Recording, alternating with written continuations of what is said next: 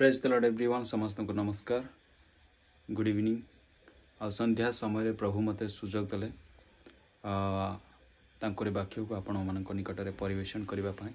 से परमेश्वर को बहुत बहुत धन्यवाद दिए और आपण मान भी बहुत बहुत धन्यवाद दिए जे आपण मैंने वीडियो को देखुंट एंड लाइक कर कमेंट कर तो जो मैंने कमेंट कर निमंते मोर प्रार्थना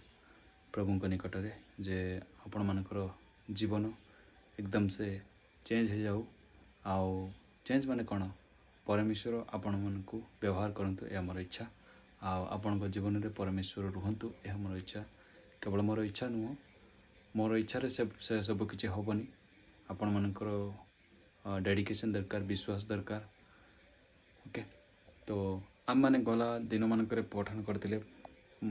आदि पुस्तक प्रथम अध्याय 23 आउ पंचम दिवस है तो आम देखिले आज आम पठन करवा 24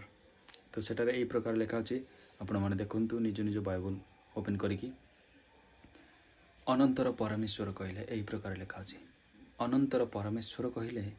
पृथ्वी रे स्व स्व जाति अनुसार पृथ्वी रे स्व स्व जाति अनुसार प्राणीवर्ग अर्थात ग्राम्य पशु व उरगामी जंतु व स्व स्व जाति अनुसार पृथ्वीर वन्य पशुगण उत्पन्न हेतु तहिरे सेपरी है ए प्रकार लिखा अच्छी परमेश्वर स्व स्व जाति अनुसार ग्राम्य पशु वन्य पशुगण